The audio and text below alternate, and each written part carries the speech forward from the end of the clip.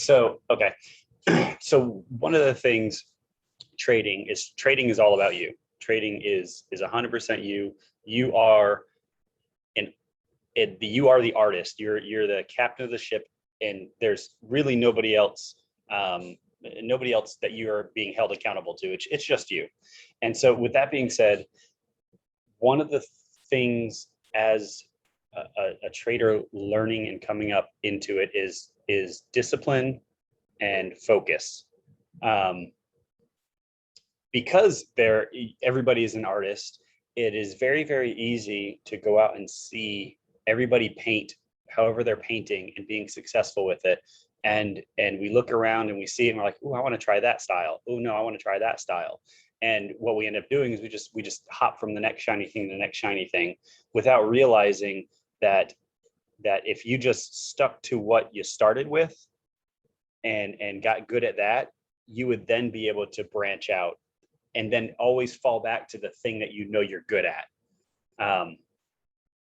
And so trading's the same way.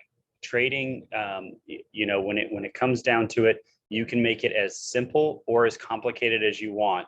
However it fits your personality, your schedule, your trading style, your trading plan, however you want to do it, you can do it. And the only way somebody can tell you that you're wrong, or the only way you'll be wrong if you're not profitable doing it. If you're profitable doing it, don't let anybody come and tell you, oh, you're doing this wrong. You're profitable. And if you've reached that level and reached that goal, then all you got to do is maintain profitability. You can branch out and do all this new stuff if you want, but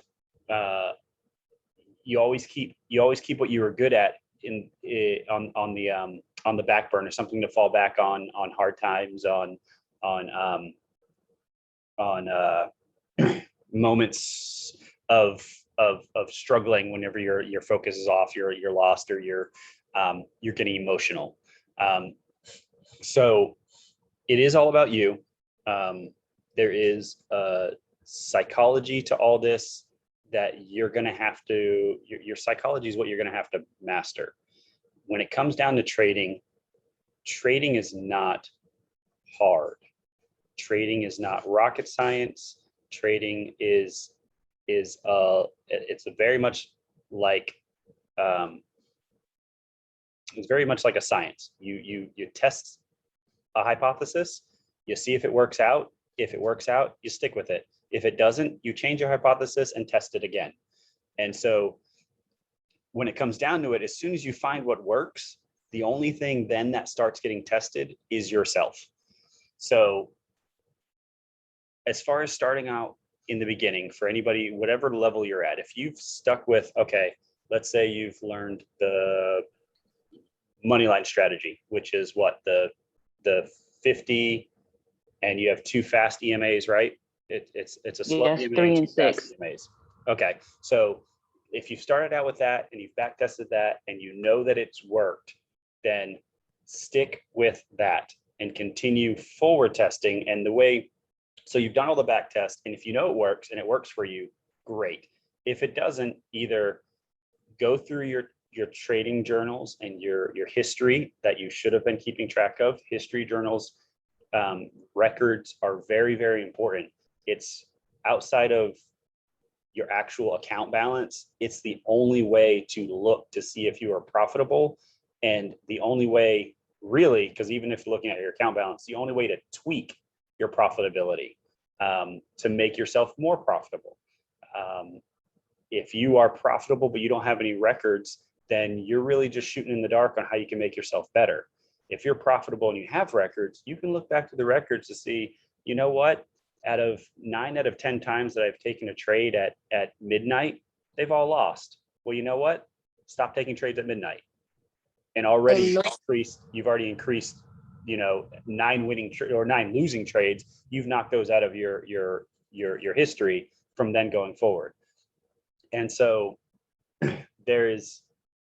record keeping's important.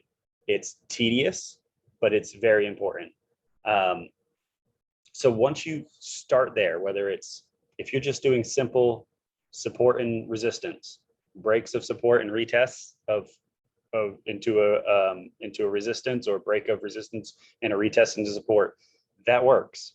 If you're using trend lines and you're doing entries on trend lines, breaks of trend lines, retests of trend lines, if it works and you've tested it, then your next step is to move forward on a small account, because the next test you're going to be going through is your psychology. It's going to be your FOMO, your fear of missing out, your discipline on sticking to your trading plan, and your fears of loss. We get really good at back testing and seeing that, yes, we have losers, but for the most part, our winners outweigh our losers. But when you start getting into your weekend of live testing and you're watching that loss happen over, if you're a day trader and it's happening over the next 3 hours, for the 3 hours, your emotions are playing on you and they're tugging at you. If you're a scalper, for the most part, you're in and out quickly, so your losses are relatively fast, but generally have a lot of losses back to back, which can also play against your psychology.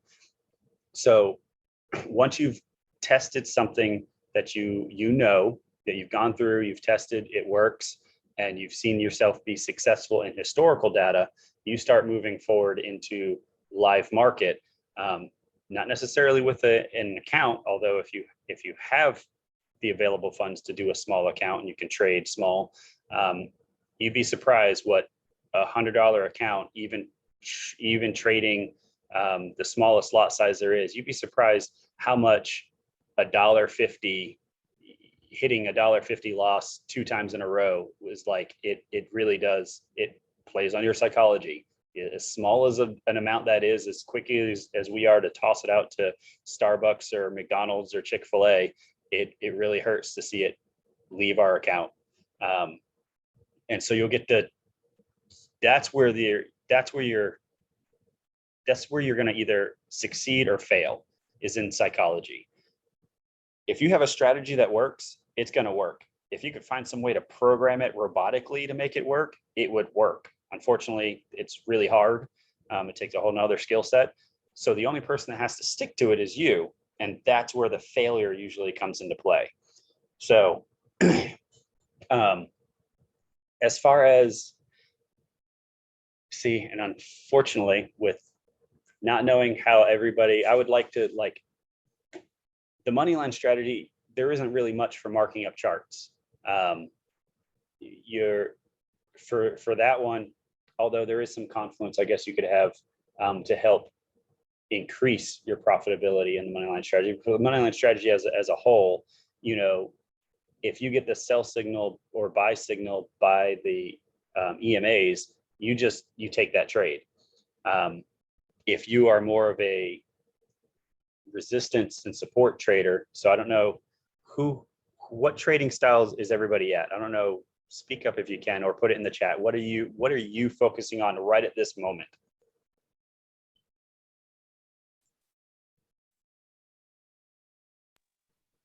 I like scalping. What are you using for scalping though? As far as like the indicator, or like what you mean? Like, what is your trading plan for scalping? Are you support resistance? Are you charting it up and then waiting for breaks? Are you using indicators? What are you doing? Oh, okay. Yeah, so I'm using support, resistance, the EMAs, and stochastic. Okay. And so what time frame are you trading on? Are you doing the 1 minute, 5 minute? Usually the 5 minute or 15 minutes. And how have you been successful in that? I have been successful, but I like you were mentioning something, but I have also dealt with a lot of stuff and went away from the charts for a minute and just now kind of getting back into it. And it doesn't feel like I'm starting all the way over, but it feels like I'm trying to get back, like, stationed in that place. So yeah. Okay. Do you have You have a trading journal? No, I have where I wrote down the rules to how I was trading, but as far as the journal itself, I do not. So one of the, and you know, as talk about trading journal, one of the benefits of trading journals is when you get into this slump of, hey, I'm getting back into it. I took vacation for a week, so I'm getting back into it and it feels sort of off. Like I'm trying to get back into a rhythm. One of the benefits of the trading journal is it helps getting back to that rhythm faster. You can look over your past like 10 trades in your trading journal to see what they look like. What was your mindset around that time? And you can go back and play through market bar replay, how it looked as the market was playing out. So you can help get back into that frame of mind. So you're not trying to do that in your live account. You actually get to do that with your older stuff that you're walking through. So one of the other benefits of keeping a trading journal. Okay, thank you. So yeah, I would definitely be doing that. I know Alexandra and Alice said support resistance. What time frames are you guys trading on?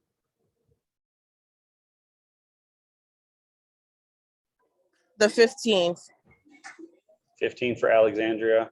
Are you using, and so are you successful on that so far with the 15 minutes as being your trading time frame? 15 minutes, yes. I have my up and downs where sometimes I'm successful, sometimes I'm not. But yes, definitely on 15 minutes is definitely my time frame. Okay, so when you say sometimes I'm successful, sometimes I'm not,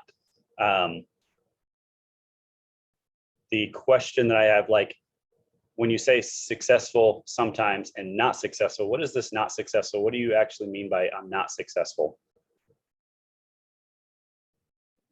Sorry, where do I begin?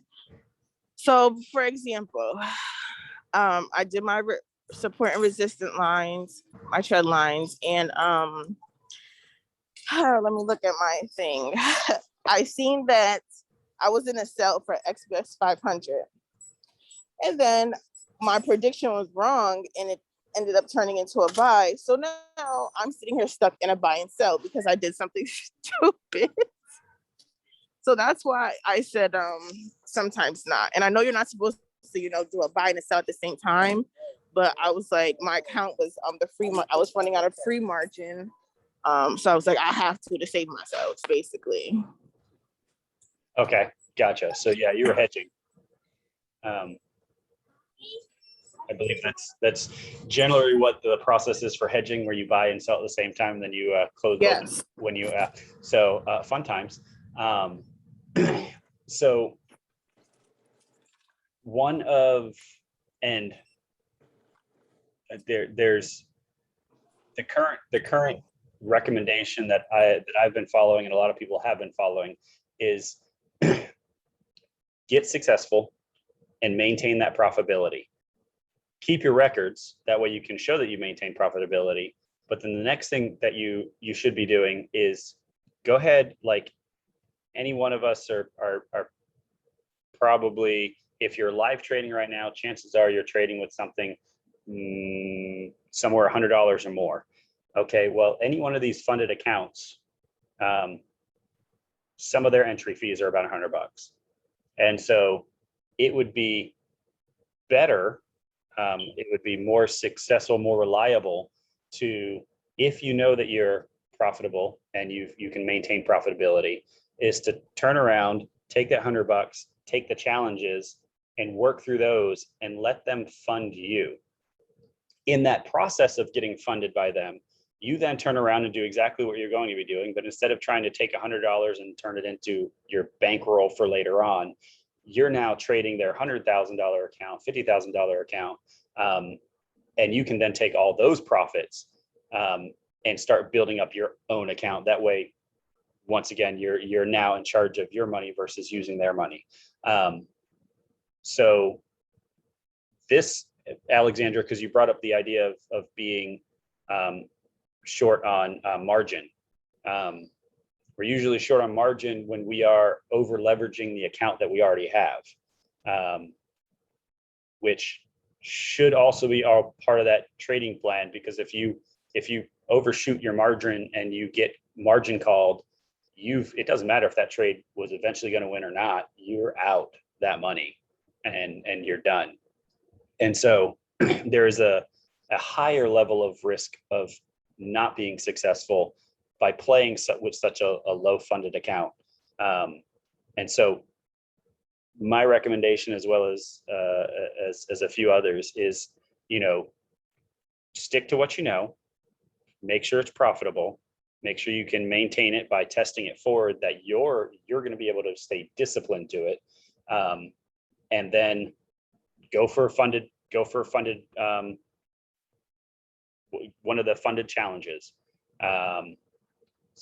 Find out people's tips and tricks on the funded challenges. Some people are able to do, like, some of you are scalpers.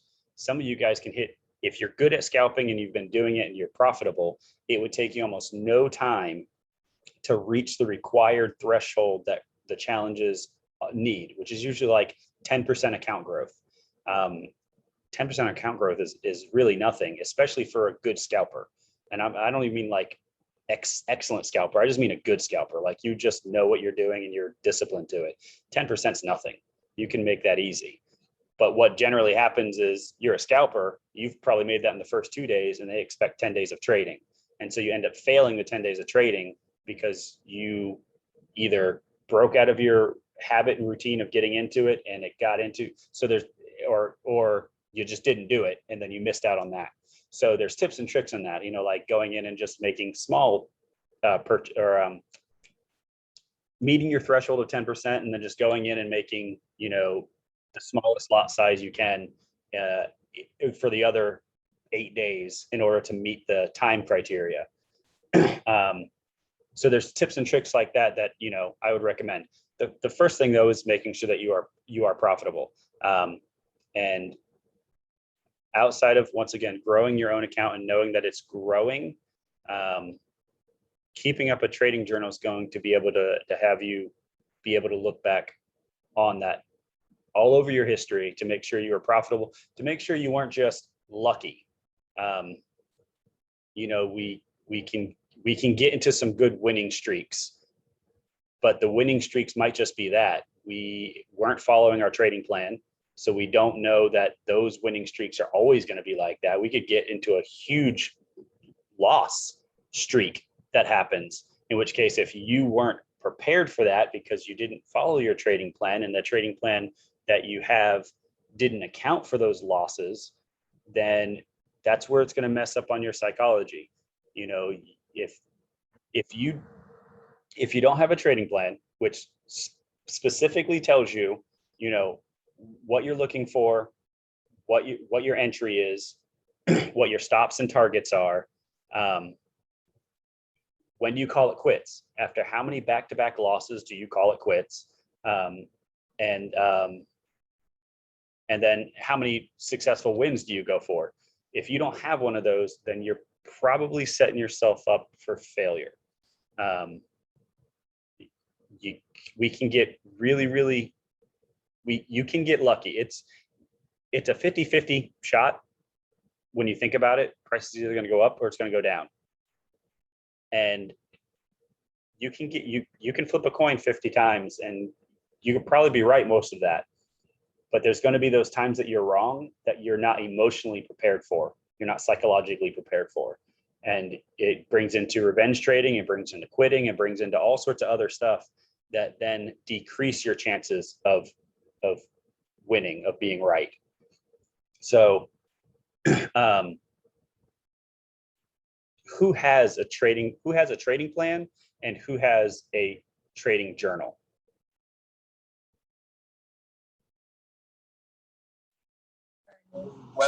I have a trading plan. My trading plan is basically what I do is, give me a second, let me think. So I wrote down, I'm going to catch 10 pips. I like to trade S&P. So what I was doing, and it was working for me, was catch 10 pips, that's $20, and I'll do 5 trades of 10 pips, and that'll be $100, and $100 for 5 days is $1,000. That was my trading challenge and plan.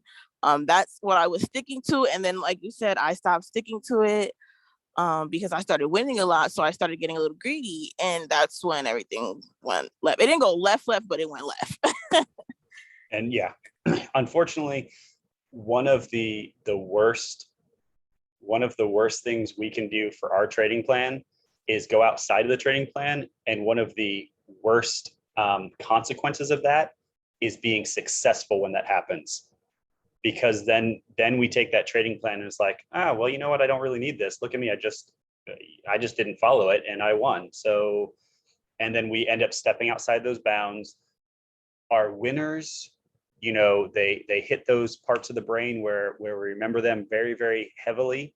And the losers, where we sort of like shuffle underneath the rug until we get to a point where we realize we've been shuffling way too much and that rug is now 10 feet high and we're in a problem now. So trading plans, if you don't have a trading plan, you need a trading plan. It needs to tell you, like, what is your goal? Like Alexandria, she had a money goal, she had a weekly goal. There should also be caveats to that on if you don't make it, because you don't want to get into the habit of, I haven't made my goal yet, let me just continue trading till I get it, because then you're not thinking in the right mind. You're not thinking objectively. You're thinking goal oriented, which could be a problem when following trading plan. So you need your trading plan, which tells you your risk management, tells you your entry reasons, tells you which pairs you're looking at, pairs or commodity or indice, whichever one you're looking at, stocks. You need to have that in your trading plan and you need to follow it. And keeping track of everything that you do in the journal, so that way when you look back over the week, you know, if you're trading Forex, Friday at evening and Saturday, the entire day of Saturday, you're not trading. Everything's shut down unless you're trading after hours, in which case, why would you? I mean, I don't think anybody here is that successful that we are paying those exorbitant amount of fees to trade after hours.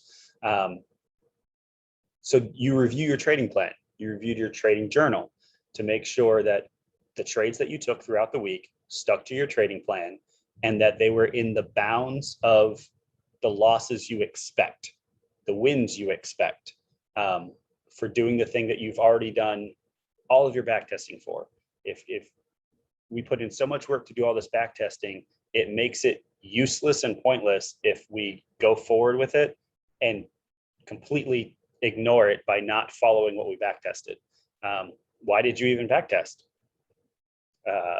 So start with the trading, get the trading plan. You need it written down, printed out, written down in front of you, because it's almost like a checklist. You need to make sure that you're following it to the T, because that is what you practiced in your back testing. That's what you practiced in your forward testing with demo. Like this is what that is your paperwork in front of you is what tells you that, or what reminds you that this works. So that way, when you do get those losses that are going to come, that it gives you that discipline to stick to it, because you know eventually the wins outweigh the losses, and that's where the profitability comes into play. So trading plan, trading journal. Trading plan does not have to be complicated. Let me see.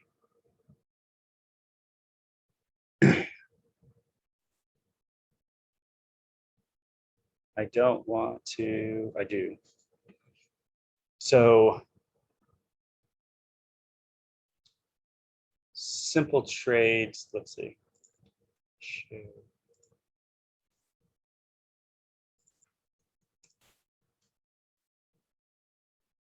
And just so you know, okay, so Am I sharing JPY? Yep, we can see it. Good, my screen just went all finicky. Here we go. Okay, so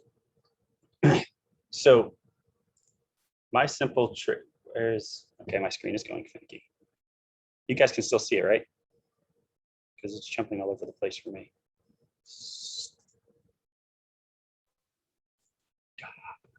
We can see it, but it is jumping all over for us as well. Okay, good. I don't know why it was doing that. Okay. So my simple trading plan. My simple trading plan involves, I have a whole nother journal I use for that, or another computer. So for me, I do support and resistance in a trend, and I define trends by certain ways. In order to stay objective to your trading plan, you need to have rules around things. So I like to use the 4 hour as my behavior, the 1 hour as my structure, and usually about 15 minutes, 5 minutes as my entries. And so when I look at certain things, this is where everybody is their own artist. If you were to look at this chart, is this a bullish market or a bearish market?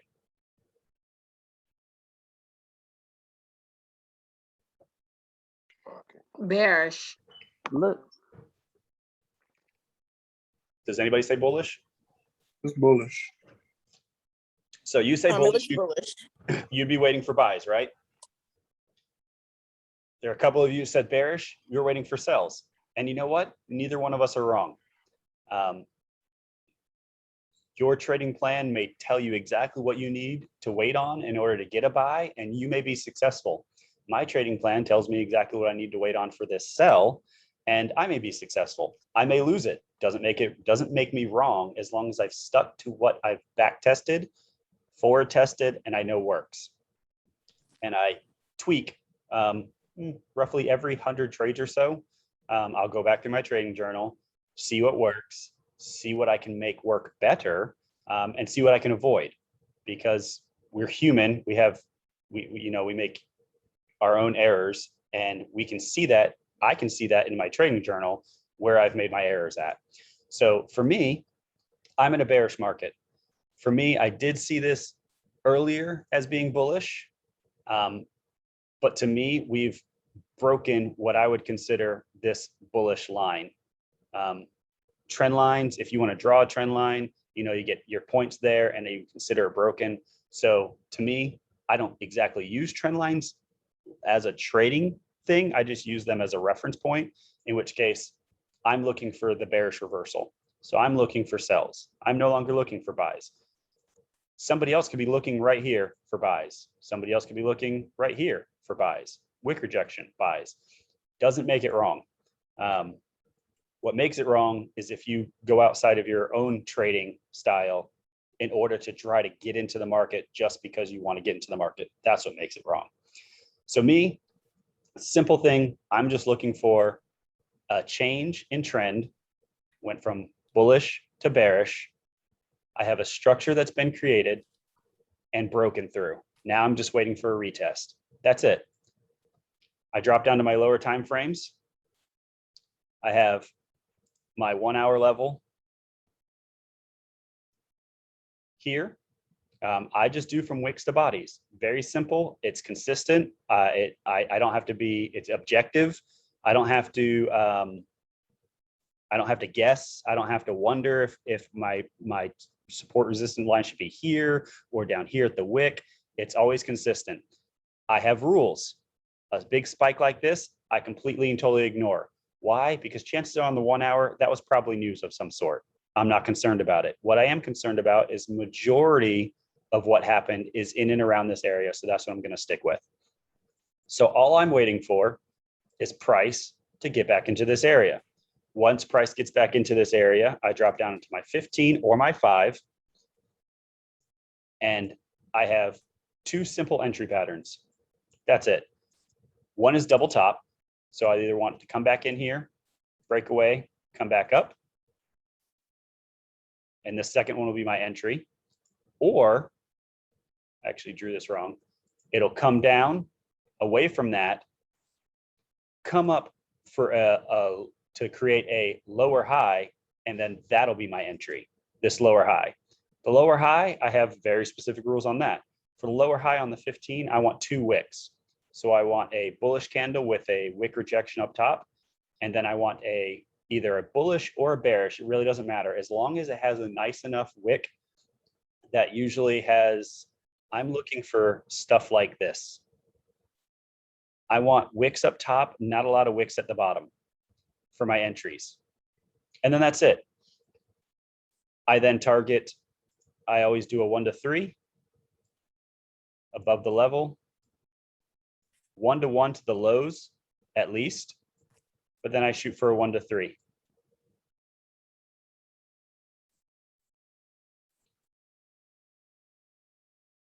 Now I have very specific rules on my double top. The first entry, which this does not count because it's not actually in the zone.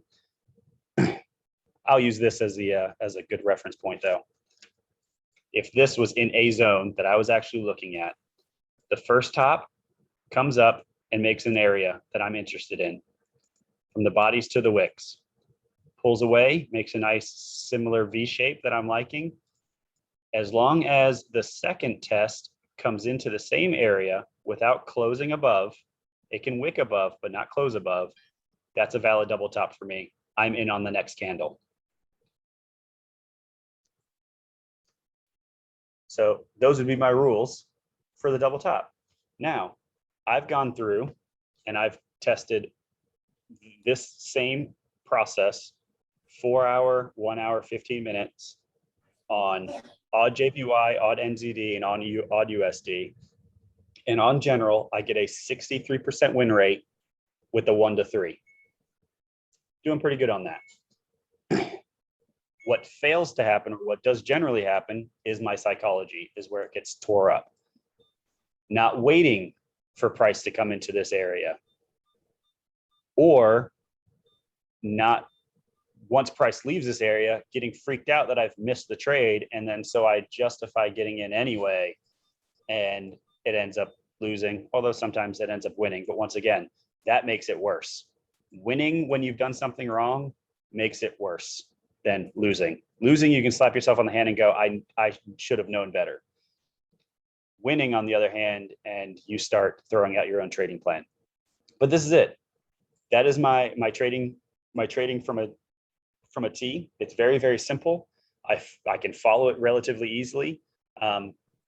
It works. It's worked back tested. It worked forward testing and demo. The only place it hasn't really worked is actually forward testing with a live small account. Seeing that stuff, seeing those numbers go down, even on, if any of you guys have actually traded with any broker who has, I don't know, decent spreads, you'll know the minute you're into an entry, you're already in the negative because of spreads. And so you don't think during back testing and demo testing how that plays on your psychology, but it plays on your psychology. And so the next thing after getting your trading plan together, going through the back testing and the forward testing, make sure it works and that you can stick to it. The next test is going to be you. And that's roughly where it will fail or succeed. And so that's, I mean, it doesn't have to be complicated.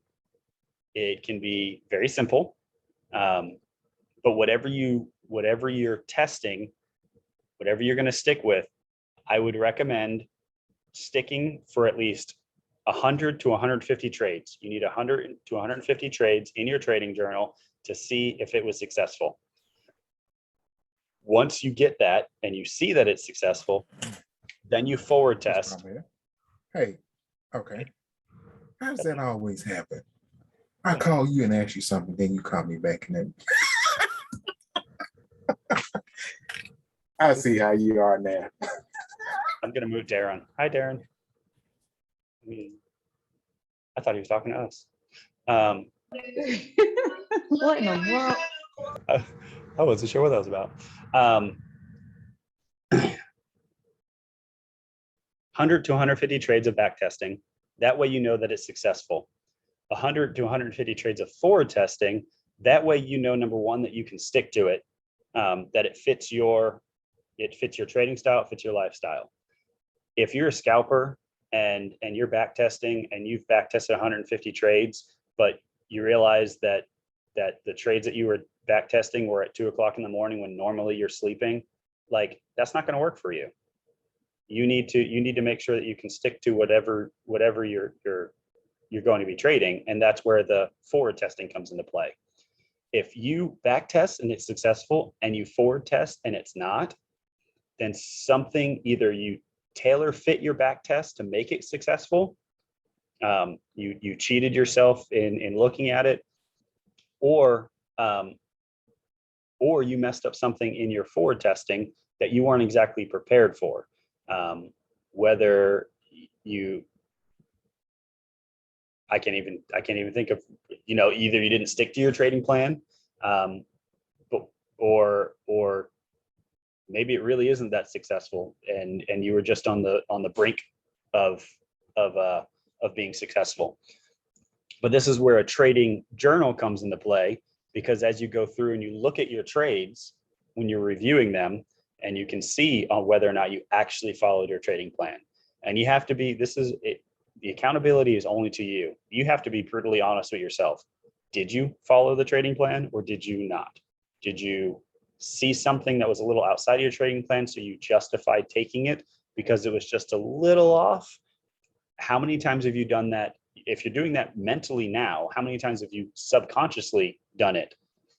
And so this is where you have to test yourself, and in order to do that, you need to be able to have historical data for yourself to know on whether or not you are successful.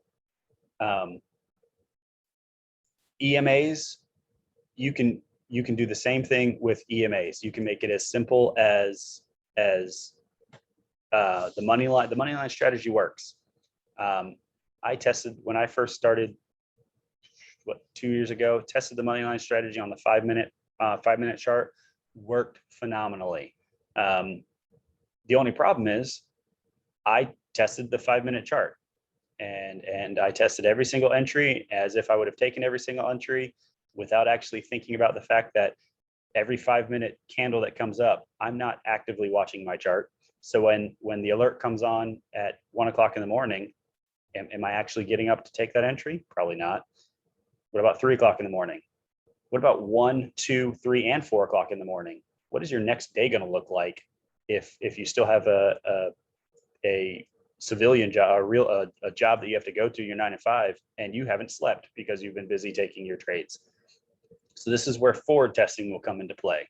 You'll actually see if what you back tested works with your actual schedule. If it doesn't, tweak what works. This is where you can look and see and go, okay, you know what? Between 11 and noon every day on the trades that I took forward testing, they all failed.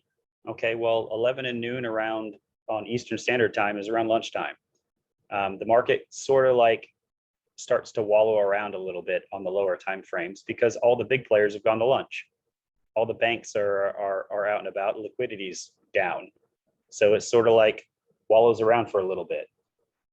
So like those kind of things, you'd be able to see that in your journal, though, that those were the type of trades that weren't successful for you. Or maybe you'll see that first thing in the morning at 8:30, when things liven up, there are huge movements all the way until about 11:15 when things start wallowing around. You'll be able to see that in your trading journal. You'll be able to see that on what works for you and what doesn't work for you. So this is why I highly recommend a trading journal, and I highly recommend actually having your trading plan written out, a physical copy. If you don't have it on your computer so you can pull it up and actually make sure you're following it, have a physical copy next to you. That way you are referencing it to make sure that it fits. And if you don't have, if you come across a situation in your back testing or your forward testing that you haven't accounted for, like you don't have rules for, make up rules for them. I am incorporating, which I have been incorporating, head and shoulders into my double tops, double bottoms. Head and shoulders is not something I've been testing for. So I had to create rules for head and shoulders. What's a proper head and shoulders? You know, if this comes up, comes back down, comes back up, and then, you know, is that a proper head and shoulders? To some people, they're like, yeah, no, I see that as a head and shoulders all day long. It might not look like that to me. I'm not going to continue guessing at what a head and shoulders takes, because what if sometimes I take one that looks like this and other times I take one, you know, that looks more like this? Which ones are more successful? Well, my forward testing and back testing will be able to tell me that based upon what I've tested. But if I'm just shooting at a, you know, a random in the dark with no rules, I can't test. And so have rules for things and stick to those rules. Stick to them, especially if you've back tested it. If you're forward testing and you're tweaking, which is allowed as long as you are keeping track of what you're tweaking. You know, very much, I think every single one of us has done some sort of science in school. You know, you had a control group, which is your trading plan that you already know that works. And then you make 1 or 2 minor adjustments to test against your control group. The same process is here. It's no different. So yeah, stick with that. Trading journal, trading plan. I don't know if I can't harp on that anymore, I don't think. So I don't know what kind of questions you guys have in regards to trading, where you're at, what you could do better, what you could focus more on. I do want to say, this is Nicole, that the whole trading plan,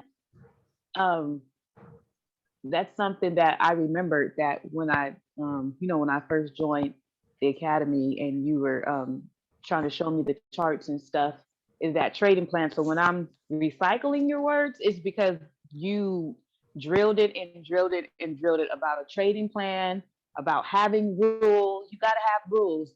You have to have rules. I remember you said that is, and I see how important it is. I even see that it's more important even hearing you talk. It's very important. There's things that there's things that you're going to hear all throughout as you continue. If you guys just decide to continue and stick with trading, there's things that you're going to hear in the very beginning of your trading journey that are going to bite you in the butt, and you're going to look back and go, why didn't I follow or think about that when it was first, you know, like you're going to have an aha moment. And generally the aha moments come around trading journals, trading plans, and rules.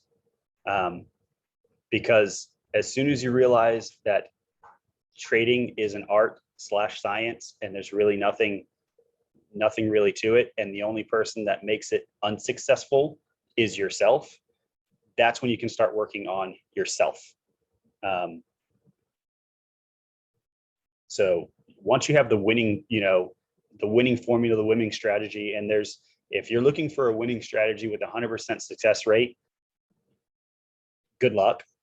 You know, anybody who has that winning strategy is not sharing it. It's theirs.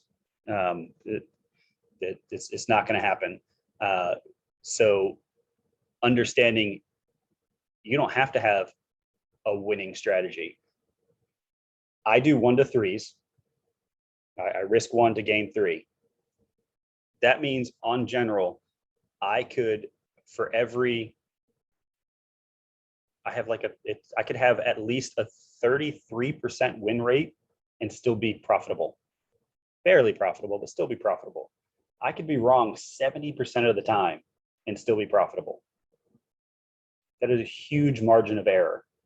And so anytime you find anything with like a 50% win rate, which once again, the market 50-50, it's going up, it's going down. I could flip a coin. So risk discipline is a huge thing. And so if you can get into the habit of being wrong more times than you're right, but shooting for higher risk reward, you'll be successful as long as you control your emotions. It's all the test of you. Can you stomach, control losing 3 times in a row to win 1 to come back to break even? That's break even. Like it doesn't really take much. At a 1-to-3 ratio, out of 10 trades, I could win 3 and lose 7 and still come out 2 points profitable. 2%, 2R, not percent, 2R, whatever the risk is. So it's like, that's a pretty good strategy. And everybody talks about double tops, double bottoms because they work. Do they work all the time? No. But you know what? I don't need them to work all the time. I just need them to work a little bit more than 50% of the time, because I'm already going for something where I can still be profitable losing 70% of the time. So this is where the numbers all play out if you let them play out. And the only person who can't let them play out will be you when your psychology gets involved. When your emotions. Okay, somebody needs to mute. Oop. Sorry, Sakara. Swakara? Sorry, I muted you. Oh, Swakira. Yeah. Oh. So if you're going to be a scalper, all the scalpers that I know, you really have to have a stomach for losing a lot. Either you have to be quick in your thought process and quick in your decision making, or you have to be okay with being wrong a lot. And for the most part, a lot of people aren't built that way. So if you know that that's not you, whether you know, like a lot of us struggle with pride. We don't like being wrong. And so being a scalper isn't for everybody, especially those who struggle with pride. So there are other trading methods that work just as well. And for the most part, unless you are over leveraging, over risking your account, nobody's becoming a millionaire within 3 to 6 months. It does take time. Compounding takes time. Compounding your account takes time, unless you're over risking, in which case, you're gambling at that point in time. So watch out for that.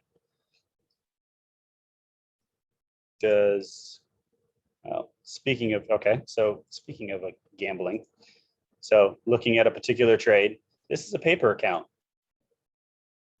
This is a paper account which I've kept going because I thought it was interesting. The fact that I set this up, I let it go, and then I ignored it without thinking about it, thinking my stop loss would take me out. Stop loss did not take me out, and I'm still going down. It's over 2 times what I originally risked. And so when they talk about, when you see all those little blurbs about, trading has risk to it, even having a stop loss doesn't save you from that risk. So whatever trading plan you're going to work with, you need to account for a lot of different things. You need to account for, for somebody who's scalping, if you think your stop loss could possibly, if you think your stop loss is going to save you, that's not always the case. There's slippage, there's computer mess ups, there's communication errors, there's this. I don't even know why this is still going. Like, it still hasn't It never triggered when it came down, didn't knock me out. Thank goodness it's a paper account, because if this was not a paper account, that would be mine. And you know, you own it. If this was a live account and I took this to the broker, they'd be like, sorry, you should have closed it out. Like, yeah, you have a stop loss, but that doesn't guarantee anything. There's been many instances of price skyrocketing or dropping too rapidly for orders to be filled to knock out a stop loss. And all of a sudden, you know, instead of having a $100 loss, you're down $300 because that's where it actually kicked you out at. And so for anybody who's over leveraging or over risking their account, this is what you can run into. You could wipe out a whole lot of good by over leveraging and over risking. You know, at right now, this is 1% of the account. I'm total down about 3% of the account, which is fine. It's not, you know, 3% of an account's not detrimental. If this was 10% of my account and I'm down 30% of my account, that's detrimental. You know, that's a huge loss. So understand that there's going to be some risk involved, and understand it's a process. It's not quick to, there's no quick to get rich. If there is, your risk is so much higher than anybody else's, because of whatever it is to get rich quick, whatever it is, you're up there. The odds are against you. So with that being said, I just thought that was interesting. I'm still letting it go. I want to see how far it goes. It's a paper account, so we're good with that. I'd never had that happen to me before. So that was an eye-opener to me. I'd heard about it. You know, you get some news spikes every now and then that if you were in it, you know, it could shoot past your stop loss before the broker actually takes you out. But that wasn't even news. It was just a normal day. No news involved whatsoever, and it still didn't kick me out. So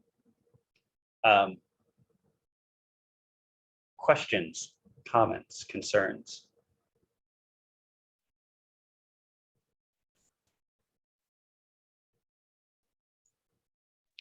This is the moment, you guys. If you have any questions. Hi, this is Bianca. Before I go to this patient's house, let me ask this question. For me, how do I do it? Because I'm on the road a lot. I'm in and out, in and out. Right now, I'm using a demo account. Because I used to, at the beginning, I used to do a live account. But because I was learning, I kind of like blew up my account a couple times.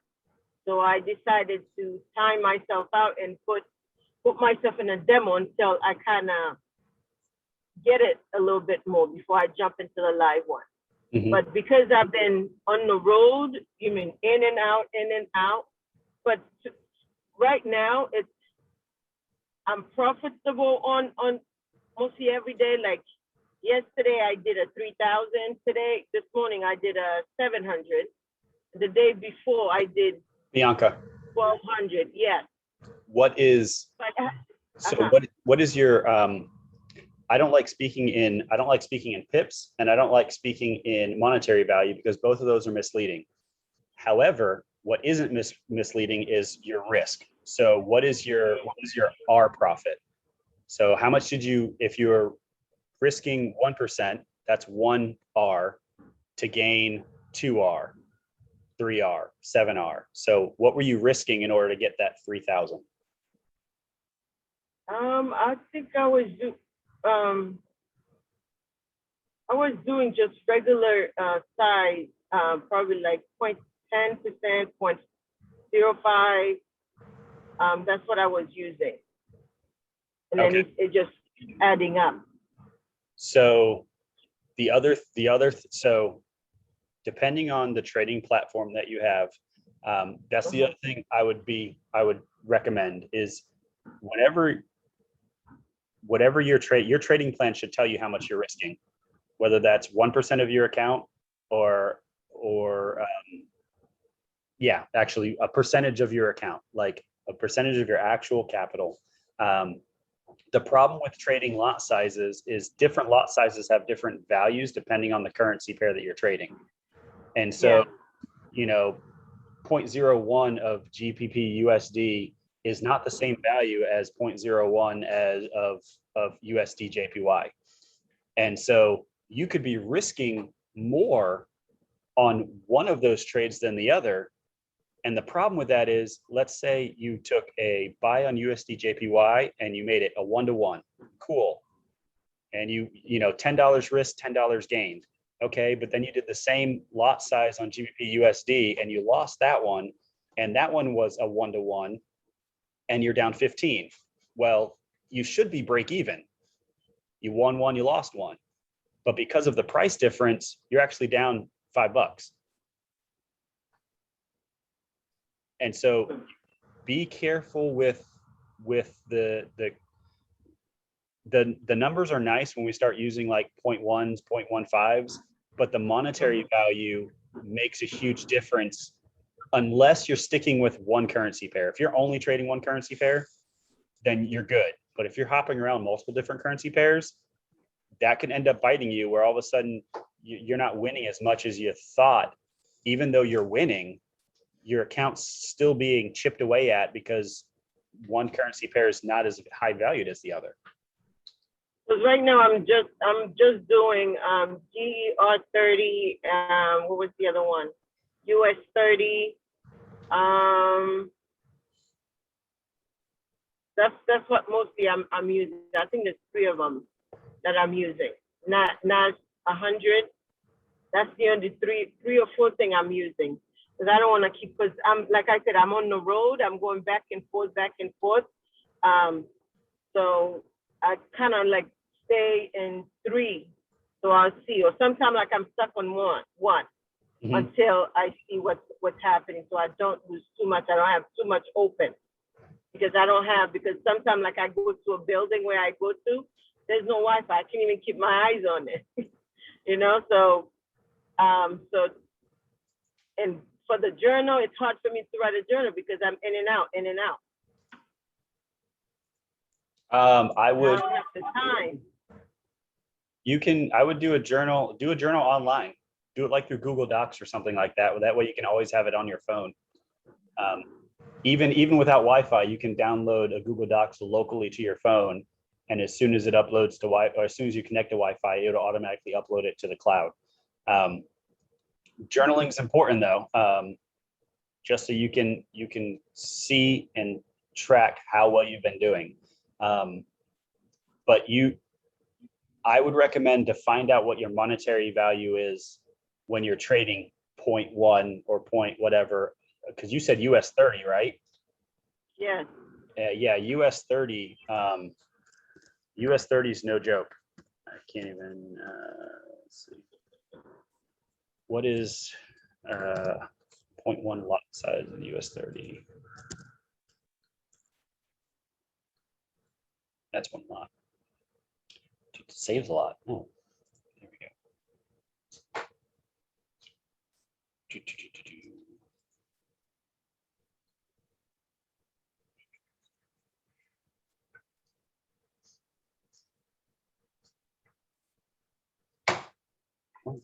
That should not be. Yeah, because I do like 0.1, 0.2, and then 3 and 5.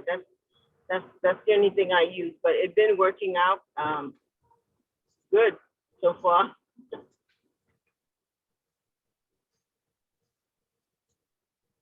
Have to look at that one. Yeah, find out what your pip value is at.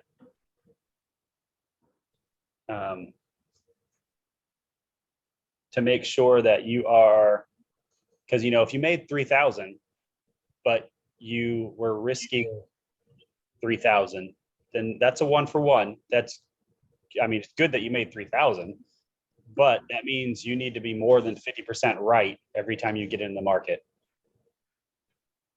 So, and you know, if you have that, and that's what you know that, which you should know that. You should know that through your back testing, that you are more than 50% right. You should have, like, how often are you right? Do you have that offhand? It seems like most of the time, because I don't stay too long because US 30, they move fast. So I don't stay too long. When I see the amount that I want, I just close it. Gotcha. I don't know if I'm doing it wrong, but when I see like if it come up, it moves fast. So it's like $100. I just go ahead and take it and run, and then that's it for me. Okay. That's how I do.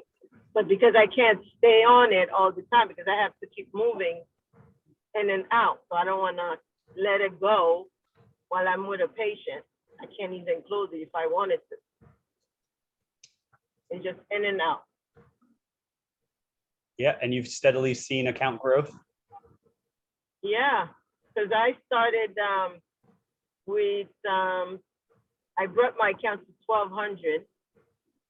Now I'm at almost 6, and I started Monday. What are your losses like? 1,200. I just know that it grew from 1,200 to almost 6,000. So I'm not sure. It's just I'm just excited, but I'm in a demo, so I'm just want to make sure before I jump in back to the real account that I could do the same thing, you know, in the real account. Probably not without without high leveraging or the demo account that you're using. What is the you said you started out with 400? No, 1,200. You started out with 1,200. Mm-hmm. Did you say it was down 400? No, I had something happen. The market closed on me on a Friday because I think I had 2,000 on it, and then the market closed, so I had to close it. So you know, because I had to take that loss. And then Monday I say, okay, I only have 1,200 to use, so let's see what I can do with it. And then I bring it up to now. I bring it up to almost 6. So have you tested US 30 before, or are you just now dipping into it? I tested before, and that's why I say, okay, let me stick to that and learn it a little bit more because it seemed like it's working for me. The other one, I tried it, but it's not working for me. So that's why I'm like, okay, let me stick to that and see how that goes. Those 3. I would definitely say do another. So you should be keeping track of all the trades that you're trading, you know, put it into a notepad, a journal, online journal, something like that. Keep track of all those. And you need to do it probably another 100, 150 of US 30 the way you're doing it. You know, make sure you're doing whatever you're doing that worked for you. Make sure you stick to that and see what that looks like after 100 to 150 trades. Because you're talking about since Monday, you're talking about Monday as in 2 days ago, Monday? Yeah. Yeah, 2 days ago, Monday. That is not enough. I mean, you could have just been lucky at rolling the dice at that point in time. No, I've been doing it. I've been doing it longer than that. But it's just when my account went down to 1,200 Monday, that's what I had to work with, 1,200. What did you start the account to begin with? I've been doing, because I get my demo, the demo was at 5,000, but I had that demo for like a month or so. Okay, so I had it a month ago, and then when I had that, I had to close a few accounts because I had multiple open. And when the market closed on Friday, and then I say, okay, let me just close it out. And then on Monday, I start over again, but I only had like 1,200 to work with. well, see, so just being honest, you started out with 5 grand, you're up to 6 grand now. Yeah. So you're really only up 1,000. Yes.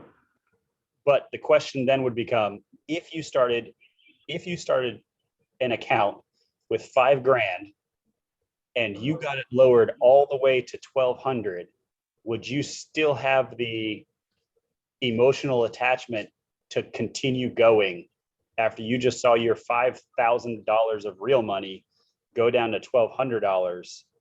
Like, this is demo plays a completely different role because it's not our money. I mean, I did for the real account. I blew up 3,000. So that's why I put myself in the corner and said, no more for you. Yeah. Just play until you really get it on the demo. So I did blow up $3,000. Start with your demo account and keep it going for the next 100 to 150 trades. Okay. If at 100 trades you're very successful at doing it, then you really don't have to go to 150. But if at 100 trades you're mildly successful, like you're maybe getting a good 5% on the account, do to 150 to make sure that you're actually staying consistent with that 5%. Yeah, because that was my first demo account too, and just playing with it and guessing and stuff like that. That was that whole account 5,000. Because I was at the beginning, I was losing left and right. Yeah. So at least at the end of the day, I walk away with 7 or 3,000. Now I kind of see instead of finish the day with negative. So that 5,000, that was my beginning of when I had it was 2 months ago. So, and I was just entering left and right, didn't know what I was doing, and then just, messing up the whole account. But now at least I'm coming out with something instead of negative. Usually before, when I first started, I was coming out negative. Right. So yeah, continue going with the with your account. Yeah, I didn't give up. I didn't give up after I lose mine. I know there's a light under the tunnel. There's a light. I have a quick question. I think Esper and Sia had a question too first. I don't know. All right, I'm gonna mute it. I have to go in. The patient's looking at me. Bye. Okay. I'll be muting you guys. Okay, bye. Speed, do you want to go first, or does it matter? You can go. Oh, I didn't even know it was you. Go ahead, girl. Okay, so my question is, for a beginner, what would you say is an ideal time for trading? I know that I've been trying to stick with just the 8 a.m. to probably 1, and then I think it's either the London session at 3 a.m. in the morning. What would you say is ideal time for beginners not to, you'll always get trapped in the market, but if you don't know what you're doing, but, to basically stay away from liquidity? You want to stay away from liquidity, or you want it? Well, I guess I want to stay away from it, depending on what trade I'm in. So generally, liquidity is your friend. That's what's going to get you to TP quicker. I'll say that actually in both ways. That's what's going to get you in and out of your account quicker, whether that's take profit or stop loss. So like if you want to get in and get out relatively fast, then doing your London and New York sessions are great. They both move relatively well. Things tend to slow down in the Asian market, but when it comes down to for a beginner, when is the best time to trade? It would, I think, depend on your trading style. If you are a scalper and you want to be in and out the market quick, then liquidity is where you're going to want it. You're going to want that there. So you're going to be probably doing it during your London, New York session. If you are more of a day trader, then see, even then your London and New York session are pretty much where you're gonna want that. The market, depending on what your trading plan is, like there's a lot of concepts that work well in any market.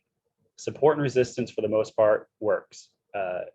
Whether that's Asian session, London session, New York session, you know, a support to support, resistance, resistance.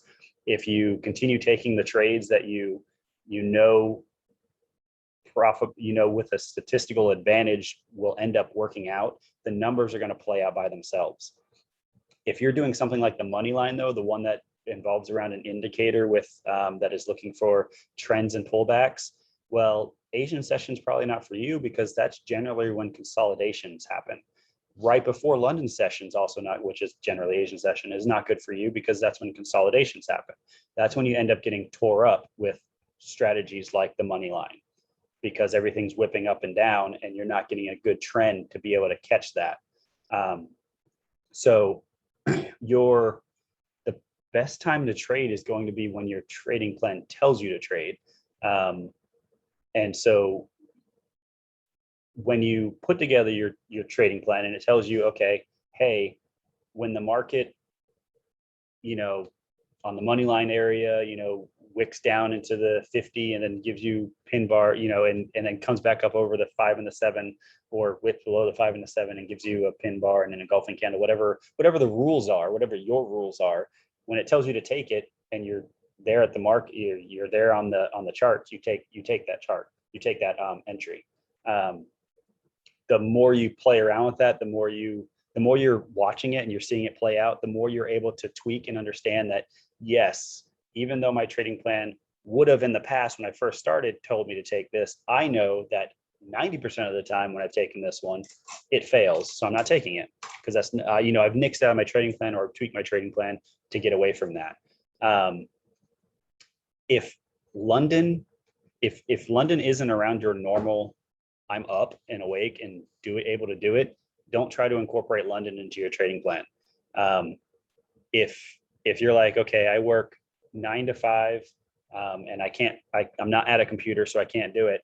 Okay, well then look at your daily and your 4 hours and possibly 1 hour for entries. Maybe you can get a break if you get an alert, and alert lets you know, hey, your 1 hour candle's in the mix, go look at it, you know, that sort of thing. Or, you know, you can roughly do the same thing with somebody who wants to trade the 15 minutes. You can do a 4 hour, 1 hour, 15 minute, and every 4 hours a new candle prints. So every 4 hours is the only time you need to come back and look at the market. So you have, you know, at 9 o'clock, the New York candle prints. If you aren't seeing stuff that you like, or you can't set up what's getting ready to happen and have a trading plan for what's getting ready to happen, then you don't need to come back and look at the market until 1. And so you can break away from that. But it's going to be your trading style, and you've got to make it work for you and your lifestyle. This is why, you know, what works for me or what works for Nicole or what works for everybody else isn't always going to work 100% of the time, because it doesn't fit the lifestyle that we have, or our personality, or our personality, or a risk tolerance, which is another thing. Like, I can't do what Bianca does with US 30. US 30 moves way too fast. There's way too much liquidity in US 30 for me. And those numbers fly up like there's no tomorrow. And I cringe every time I look at it. But some people have that. Some people do that just fine. They have that risk tolerance. Mm-hmm. So I would say, do you know what kind of trader you are?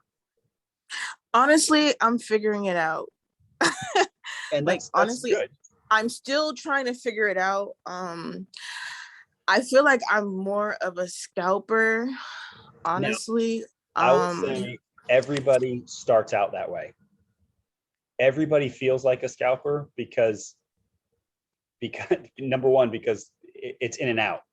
Yeah. You're on a chart for like 5 minutes, you make an entry, and then 15 minutes later you're done, you're out. And a lot of scalpers who've been doing it for a time and they're good at it, they make really good money. And we see that and we're like, oh yeah, that's me for sure.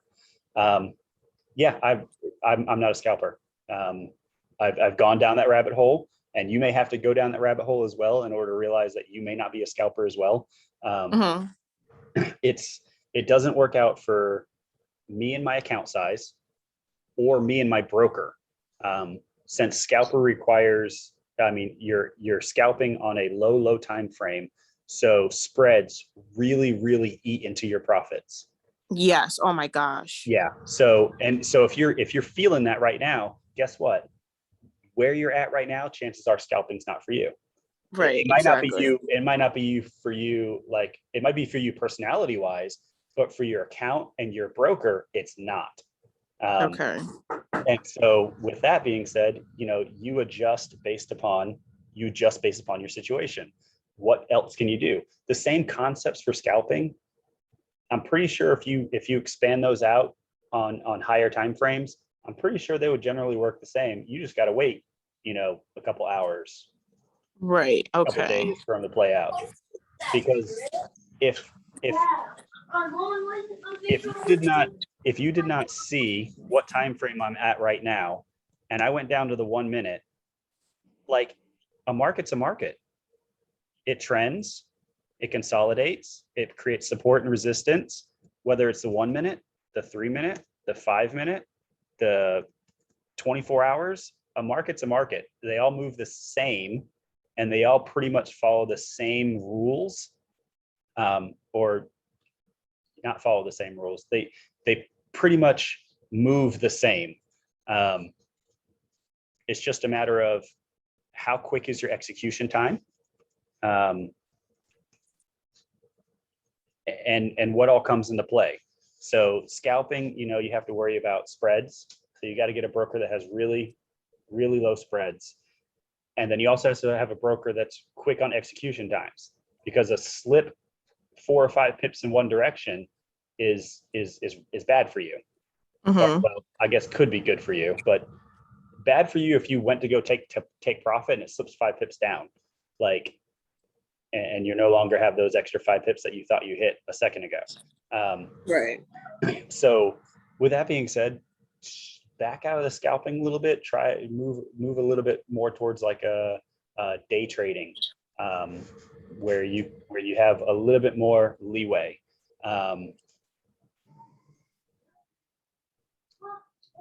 Okay. But I would Yeah, sorry. just a lot of people start out as scalpers. They're like, yeah, scalping's for me. And then a little while later, they're like, no, actually, based upon situation, lifestyle, scalping at this point in time is not for me. Some point in time, you could hop into it and be successful. And because you have the account to back it up, or you have the broker to back it up, and your personality was already there to begin with, so you'll be good at it. But maybe like right now, it's not it. Gotcha. My next question is is there a time frame, I guess, to when you're supposed to mark up your support and resistance line, or it doesn't matter? That depends on your trading style. Okay. I have one of the guys in one of my groups. He does the 1 minute, and he marks up his support and resistance line on the 1 minute. And as support and resistance works, and he has some, I don't remember what his entries are, but it works. For others, they do a 15-minute, 1 minute. They do a 15-minute. Oh my gosh, why are you not marking? They do a 15-minute support and resistance. And then they'll drop down to the 1 minute and only trade off of that one, looking for particular stuff.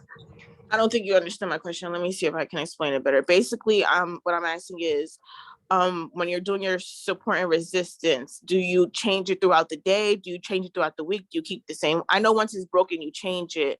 Do you do it once the market is closed?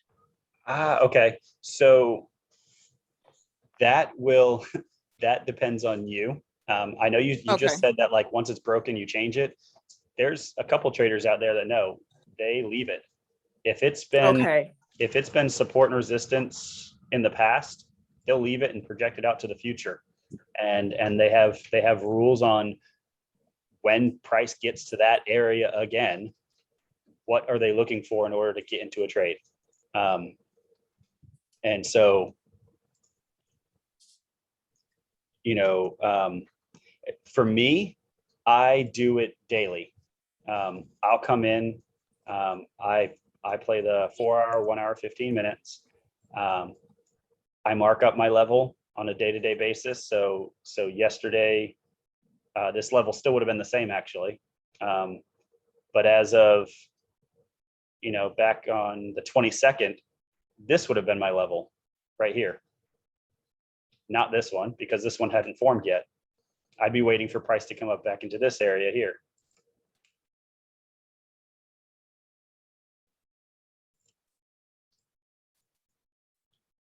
That would have been my level because it just broke.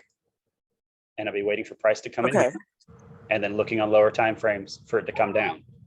Okay. And so I come in, I do it because I consider myself to be a in and out day trader. I try not to hold anything over 2 days, 3 days. By Thursday, I'm done trading because there's almost nothing for me on Friday because I'm not going to let it run over the weekend anyway. So every day I come in because I want to see the new levels that the market's telling me I need to be paying attention to. I don't care about levels way back here because I'm just concerned about current price action as it sits right now, because I would like to be in and out. Roughly, I would prefer to be in and out in 1 4 or 2 4 hour candles. I would prefer. Okay. And so for me, I mark up my levels daily. For others, on higher time frames, if they're swing traders, you know, they may only mark up their levels once a week. If you're an intraday trader, which is even smaller time frames, you're talking about the 1 hour 30-15 or 30-15-5 or 1 minute scalpers. Scalpers usually are only concerned about this one candle here. Like they're not even concerned about anything else, because they're going to be in and out before this even comes to a level that they would be drawing on any other time frame. So it really depends on your trading, like what is your trading style, what time frames are you looking at? But you can leave them, you can mark them up and change them every day. There's all sorts of things you can do, but it's going to be based upon what you've already tested to know that works for you. Because once again, how you draw your levels is also up to you. Some people like to cut into the bodies and not go all the way to the wicks. They like to have this area here. Well, that doesn't work for me. Number one, I just find too much subjectivity in where I like to cut the bodies and where the wicks get cut. So I like to have hard rules that I know I can follow. It helps me stick to my discipline. So Okay, great. find out what Okay, works thank for you. you and then make sure you stick to that. Okay, thanks. You're welcome. Esperancia? Oh, I know you did ask about the broker. So Yeah, throughout answering her question, you actually answered mine. So it's really just a broker. So I use Oanda, and I use Oanda for a couple different reasons. Oanda is pretty decent on spreads. They're not the best. Once again, if you're a scalper, I would not recommend Oanda whatsoever. If you are a intraday trader, I also probably would not recommend Oanda because once again, their spreads end up eating into your profits. If you are more of a day trader and you plan on being out within, a day or so, it works out good. I have rules around which pairs. There's 32, 36 Forex pairs. I don't remember how many are here right now, but this isn't all of them. I trade them all, but I have particular rules on which ones I trade through Oanda, on which time frames I trade them, because the spreads are so huge. So like if I go, so like all these ones down here, like the US dollar Thai bout, I don't know what it's called. These two lines are the spreads. So this spread is roughly about 9 pips, is a 9 pip spread. So I won't trade. My rule is I have this ATR indicator, which is it's free on TradingView. It's pretty much on any platform, but it's the average true range, just the average of the last, mine's set for last 7 candles. What is their range? How many pips did they move on average of that range?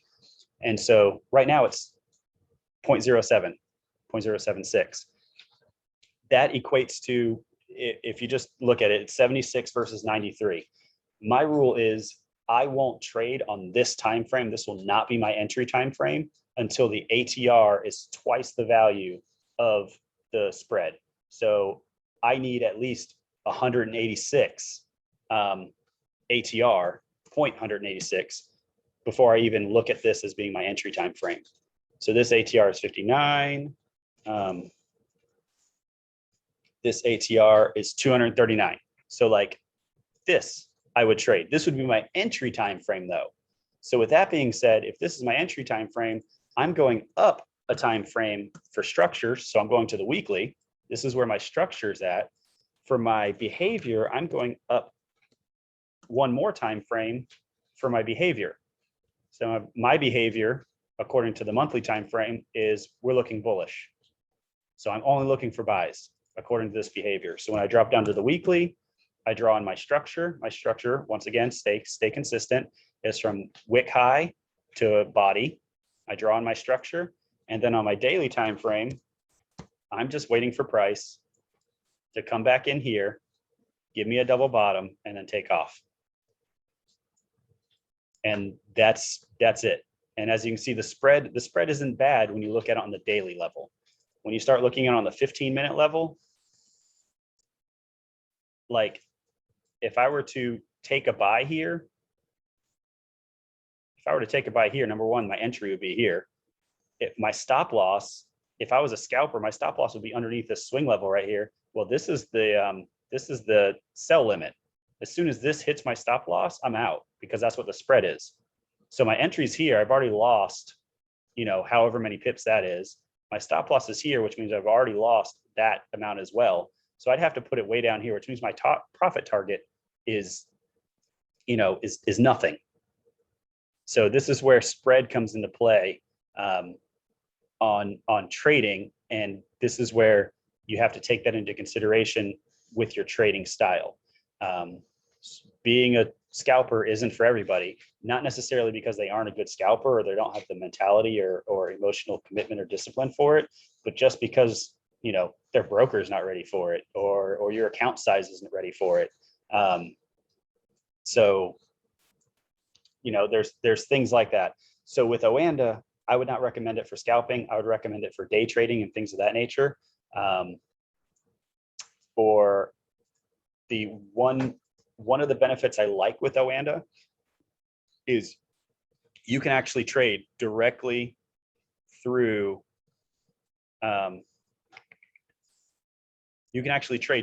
TradingView.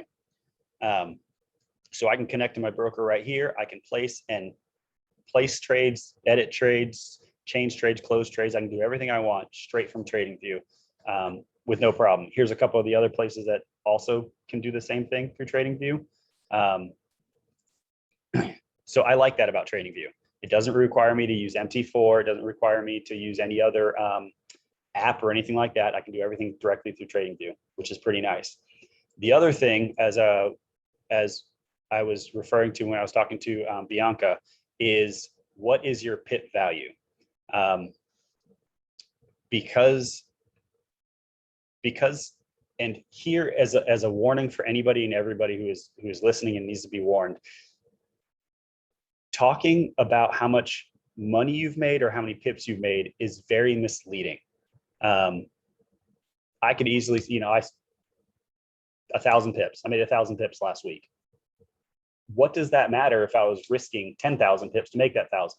Nothing. Basically, that lets you know that I'm a really bad trader, and it was really on luck that I made the 1,000 pips, because I was willing to lose, 10,000 pips to make that 1,000. That's a terrible risk to reward ratio. Saying that I made 3,000 4,000, 5,000, 500, 300 last week is also very bad. How much were you risking to make that? And so whenever you talk, you should be talking in terms of R. What is your R factor? And so if you're risking one, okay, last week I was up 18 R. So you take that and now you can apply that however you want. Whether you're risking 1% of an account, you know that every R is 1%. So I'm up 18%. If you want to risk that, if you want to talk about a dollar amount, okay, for every dollars are, I'm now up $18. $100, okay, $1,800. So you can take the R and you can apply that in many different ways all day long. 2%, okay, that means I'm up 36% of my account. Like, you can't do that if you speak in other values. You can only do that with your risk. So not to mention that tells you how good you are doing in regards to how your week turned out. Because if you say, well, I think you get the point. So think about what you're risking, which should all be part of your trading plan. How much are you risking? What is your R value? For every unit of risk, how much are you going for? The higher you go for, the more forgiving your trading plan can be. So with the 1 to 3, like I said, I could be wrong 70% of the time and I'm still successful. That's a huge margin of error. I like it. It works for me. There is a lot of psychological parts to it because once again, I could be wrong 70% of the time, which means I could have 7 back-to-back losing trades that I then have to stomach, come back to the charts on Monday, Tuesday, Wednesday, and still be willing to take those 3 next trades that may be winners. That's a possibility. You have to be able to do that and stay disciplined to it because it's only in time that the numbers are going to work out. It's only in time that I'll actually be profitable. If I decide to quit, well, then I've just ruined my trading plan that I've, spent so much time working on and making sure that it works. So finding out what your risk to reward ratio is and talking in terms of R, that way you can actually get an understanding of how well you're actually doing. The other thing about Awanda is I don't have to do any math. As I was asking, I forgot her name. As I was asking her about how much her value was, Bianca, as I was asking her how much her value was, you have to take into consideration the price difference between odd JPY versus USD CAD. You have to go and find out how much an Australian dollar versus JPY is worth, and then convert that over to USD CAD to make sure that you're doing a 1-for-1.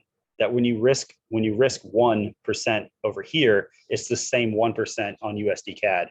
As far as your pip value or your lot size or anything like that, I don't have to worry about that with Awanda. With Awanda, if I want 100 pip stop loss and a 200 pip take profit, it's a 1 to 2, cool, great. But let's say I only want to risk $100. Well, they do all that math to figure out how many units that I need to get in order to get it. Let's say I want to risk 2% of my account. They figure out what that is. They tell me what the value is. So I'm risking $217 of the account that I currently have right now. They do all that math for me. I don't have to do it. And so it makes it really nice to be able to set this up without having to go through the calculator and figure it out. If you're trading one pair and you're only trading one pair, you really don't have to worry about it. If you're trading multiple pairs, that's where the conversion can bite you. You can end up being really successful in one trade and really bad in another, and you think that you're break even, but come to find out you're less than you were because the one that you lost in was actually valued more. So you actually get your trade value and your certain pip value. So each pip is worth $2.18. And so that can change. So if I came here and did 2% here, that pip value is actually worth $3.89. depending on your stop loss, is all your pip value. So knowing what your pip value, knowing what you're actually risking per pip is important. And that all changes based upon the currency pair. And so you have to be careful with that. I think, yeah, so that's one of the reasons I like Oanda, is Oanda is already integrated in the trading view, and it already does some other math stuff that I don't need to be worried about because it handles it itself. But like I said, Oanda is not good for scalpers or intraday traders. If you're going to be a day trader, a swing trader, that's perfect. Anything less than that, and you gotta adjust other places. So I make the adjustment by being a day trader for most of the liquid pairs. So your major pairs, your GPUSD, your EURUSD, GBP, JPY. I'm a day trader for those, but for some of the other pairs, some of the exotics, the spreads are too high, so I'm more of a swing trader with those. But I use the same exact trading strategy because I know it works. And so it's just a matter of I change the time frame on the chart. I don't necessarily change my trading strategy. So I recommend Oanda, but there's a bunch out there that do really well. Eagle FX. There's a couple. If you want to be a scalper, you're more than likely going to have to go to an unregulated broker, like IC Markets, or I can't think of the other ones. IC Markets is really the big one. But you got to jump through some hoops in order to get to them, especially if you're here in the US, because they don't allow unregulated brokers for US, for people in the US. So you actually got to like jump through hoops. You got to set up some VPNs and whatnot and be able to connect over there. And it can be done, and it works out great. They're unregulated, so you know everything comes with risk. So if IC Markets decides to shut down tomorrow, you know your money's gone.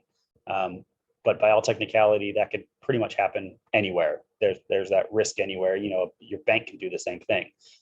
With regulated markets, you're guaranteed up to, like, same thing like a bank. You're guaranteed up to $100,000. If a bank gets robbed and your account had $100,000 in it, they're federally insured for that. Same thing with regulated brokers, which is one of the benefits of having a regulated broker. If they were to go down for any reason, you get your money back. So other than that, I didn't know if anybody else had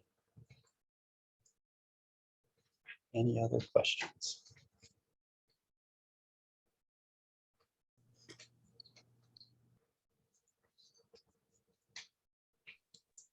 Anyone have any other questions before the call ends? I have a quick one. Of course, you just want to be able to put your own like signals in and stuff, but at times, of course, you have people giving out signals. You don't know what time frame they're working on, so just to kind of like go back and so you would have to really just go back and check the time frames to see if it adds up if you're taking the signals. So you're talking about like a signal group, like somebody says, hey, go ahead and there's an odd JPY sell, get in on it. Yeah. Here's the stop loss, here's the take profit. Yeah. So generally, whenever you get that stop loss takes profit, you can sort of see what they're working with. You know, if somebody said,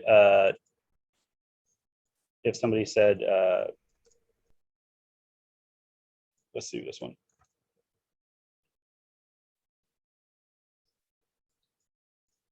Yeah, so like if somebody was like, let's think that nice even, so 600. So let's say odd JPY sell, you know, 600 stop loss, 1200 take profit. When you throw it on your chart and you look at it, it's like, that makes sense here. When you start dropping down into the 15 minutes, like if you're looking at this 15-minute chart and let's say you're talking about support and resistance, sort of thing. Like if you were looking here and this was your area of resistance that you were thinking about, why would you put it way up here? Why wouldn't you put it above here? So the 15 doesn't really make much sense. You might be able to get a little glimpse into what they were looking at if they are candle-based traders. Some people are indicator-based traders, like anybody who's on the money line. The money line strategy is all EMAs, has nothing to do with candle patterns for the most part. And so you won't be able to see, and then you have other people who have like RSI indicators or stochastic indicators. You know, maybe it's oversought or overbought in this area. You wouldn't be able to see that unless you just started chucking indicators on here to go, hey, why did they decide to take that trade? If the only way I've ever used any sort of signals is once I get the signal, I'll come in and use my trading plan. If it fits my trading plan to a certain point, I might get in on that.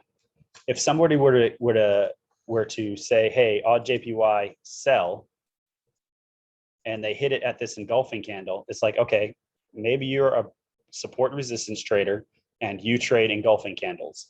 And you know what? That generally works for you, or else you probably wouldn't be sending out the signal. So there's a high probability that based upon your trading plan, that I hope you're doing your due diligence if you're sending out trading signals, you know it works. And so there's a higher chance, it's better than 50-50 that this will win. And that's all I need, better than 50-50 and a 1 to 2 risk reward. That's pretty good. I'll take it. And so I might not risk a full position because it's not my trade, but it's almost like hearing, you know, one of the horse racers at a horse track, and he's like, hey, yeah, I heard that what's his name isn't or fantasy football, like quarterback isn't doing too good. Okay, well, I'm not betting on that team. Like, he's sick with the flu. You're going to use the second string quarterback. Okay, I'm not doing it. I'll go with the other guy. Like, so I would not recommend, I mean, unless you have money to just throw out there, I would not recommend following anybody's stuff blindly. I would use it to help your own trading plan. Like, if you can see how you would have taken that trade, then that works. But I would watch out for that. But if you throw their stops and targets onto a chart, you can pretty much then start trailing out the time frames and see what time frame they were roughly looking at. Smaller stop losses, chances are scalpers, intraday traders. Bigger stop losses, they may be day trading, swing trading. Huge stop losses are definitely swing trades. So your stop loss size on a chart will show you roughly what they're looking at, and then you'll be able to decide whether or not it makes sense. You know, even right now, I haven't had an entry.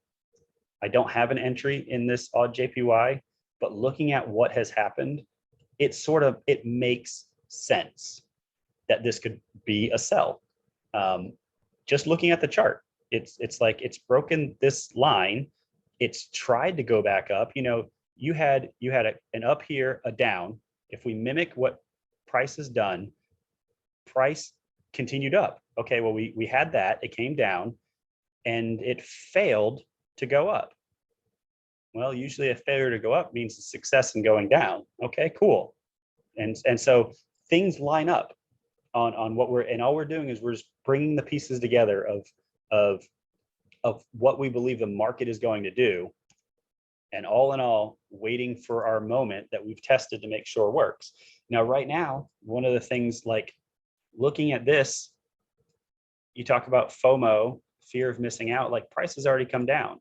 If I was going to stick with what I was going for,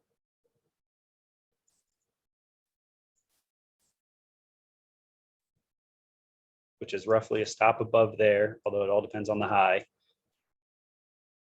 but like I'd already be in profit right now. All because of that engulfing candle, which, you know, is engulfing candles part of my plan? No, they're not.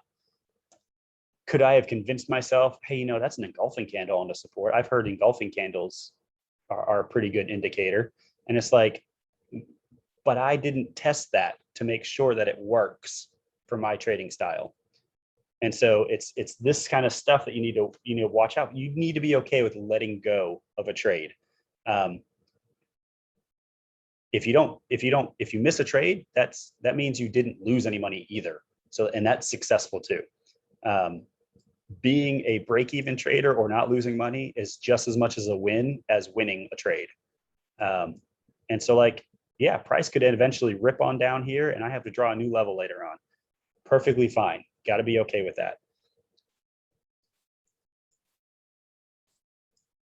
So as far as signals, I would use them to look at your own trading on what you're doing.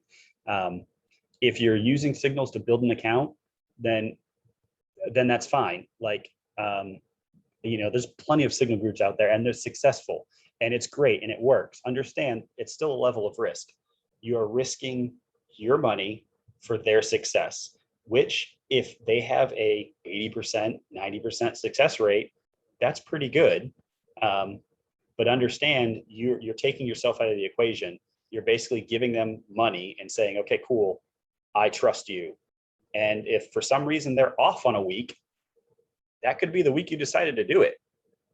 And you know, you've just lost that. And so, yes, you can be successful doing it. But last time I checked, at least all of you guys are in here to learn to do it for yourself. And so it seems like you would be taking a step backwards, so to speak, if you give it to somebody else and you aren't actually actively checking up on how would it have fit for you. Sure, build that bankroll. If they're working for it and it works for you, build it up, but don't rely on it because, I mean, at that point in time, you might as well throw your money into a 401k and call it quits. Yeah, I definitely understand that. It's just, of course, starting off, you just end up not knowing what you're doing and getting into it. You're looking at that. You're like, oh, okay, because you have no clue what you're doing until, like you said, you map out. And then you get to that point where you're like, okay, well, I have to figure this out on my own. So I can't keep on, you know, taking signals that I don't understand. But the signals kind of help you understand, like you said, where you are, where you need to be, you know, what's your pros, what's your cons, what, like, you limit yourself to what you need to be doing for you. So I definitely understand where you're coming from. But when you're first starting off and you have no clue what a chart is and what you're looking at, people automatically, of course, take signals. But now just flowing into stuff, I'm definitely realizing that I have to, of course, you know, map out stuff, and I'm starting to understand it more on my own, which is actually kind of nice. And that's, yeah. So that's the only thing I would, and being, of course, being new in it, it's like, how do you know what kind of trader you are? I would recommend following a signal group that matches what your trading style. You know, there's people out there who have indicator signal groups, and that's what they run on. They run on an indicator or a couple of indicators, or I think somebody asked about a crossover strategy. Crossover EMAs, it works. Who is the what is it? Snake Gang. What's his name? I can't think of his name now. Like, he has a huge crossover EMA strategy. He tailors that with price action, but I mean, a lot of it's the EMA crossover, and it works. This is what I was saying earlier when I said, like, it's an art and a science at the same time, and all you have to do is be successful. Once you're successful, nobody's going to be able to tell you that you're wrong. You already know you're right. Like, it works. It might not be the prettiest. It might not be as successful as somebody else's, but it's still successful. And that's really all that matters. Once you get into the game and you start getting more and more successful, you can start fine tuning your success to be more successful. So crossover strategies, EMA strategies, they work. They're pretty nice in regards to, like, once again, as part of those rules, it helps take subjectivity out of your rules. If you're going with an EMA crossover and you like, yeah, once the 5 and the 7 cross and it's above the 50 EMA and a candle closes above it, I'm getting in for a buy and I have stops below blah, blah, blah, and targets at XYZ, like, and this works. I've back tested it and it works. And I'm going to stick with it forward testing, making sure I can do it. If it works forward testing and you get, you know, you're successful with it, they work. I did not, I got away from them a little bit. I first started with the money line strategy. I started with, and a couple other indicator strategies. I was all about like coding it out. I was all about making it as automated as possible to help get rid of that subjectivity. And so I had actually coded out the money line strategy that would send me signals every time it met the rules. And it worked out great, once again, except for the fact that I did it on the 5-minute time frame. And so on every time it hit 5 minutes, it was only successful. It was successful in the long term. Like, you had to take all the trades because you don't know which one's going to win or which one's going to lose.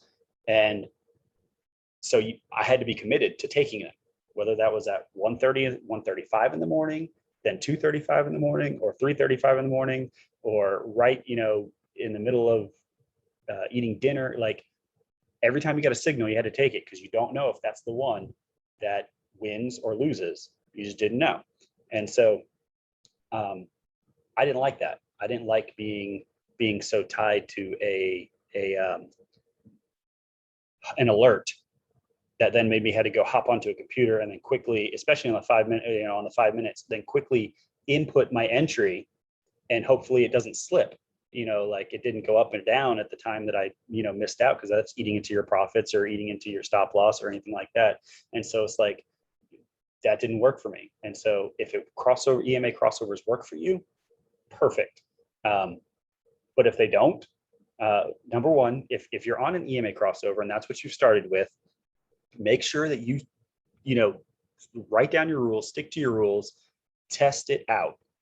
If it works and you're like, no, this works. Well, if it works and you're like, okay, let me try this, then you work in real life. Make sure it works in real life. If it doesn't work in real life, you either need to tweak it or scrap it and go with something else. But if you test it and it doesn't work, well, then don't move forward with it. We get hung up on putting in all the work of back testing, and we find it hard. It's almost like our little baby. We've raised it and we put in all this effort and work, and then come to find out it's like the worst child ever. And you're like, oh, I can't give up on it now. No, give up on it. Well, that was a terrible analogy. Don't give up on your children. Yeah, I was laughing over here. Sorry. Like, what an analogy. But yeah, sometimes you got to scrap it and go back to the basic. Understand the basics work, whether it comes down to simple support and resistance or trend lines, they work. Unfortunately, as humans, we like to complicate things, and we look at it and we go, it can't be this simple. However, it is that simple. If you really want to see simplicity in its finest, missionfx.com, Nick Sean does just that. Support and resistance, that's it. Maybe every now and then some trend lines. Very, very easy. If you want complicated, you know, you can get into some of these EMA crossovers with Ichimoku Cloud and RSI and Stochastic, and you know what? They work. So, you know, they work for people, and those people are like, I can't do the simple stuff. I need this and the confluence of this and how these things line up and tell me and make me feel. Basically, it's all about confidence. It makes them feel more confident to get into it because they have all these little checks in a box that they've tested, and make sure that when the check in the box happens, majority of the most times they are going to be successful. And that's really all it takes. So depending on your personality, it might not take much for you to feel confident on taking a trade. For others, it might take more. You might need a couple EMAs. You might need a EMA and then something else. It really all depends on you, but find one thing, stick with it. Once, back test it for 100 trades so you know what you're looking at. All you're doing is you're building up your own habits. You're building up your mind and your eye to be able to see what you want to see that you know is going to work, so that when you move forward testing, you're automatically only seeing what you want to see, or what you need to see in order to be able to feel confident about getting into it. Then you get into it, you test it out, you make sure that it actually works, and then if it's successful, you move forward from there. However that is, whether you're building up a small account and you're just letting it compound, or you're going for any of these funding challenges, FTMO, funding, traders funding. Oh, well, no, traders funding just turned their challenges off as of today.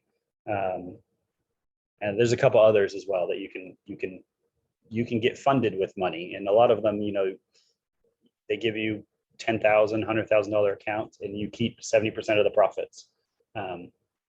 Which, if you're making, let's see, let's just go with, if you're doing $100,000 account, and let's say like last week, 18%. That's $18,000 last month times 0.7. So you'd be keeping 12.6. That's like, I don't know about you guys. That's pretty decent for a month, right? And yeah, it's the end of the month. So yeah, that would be it.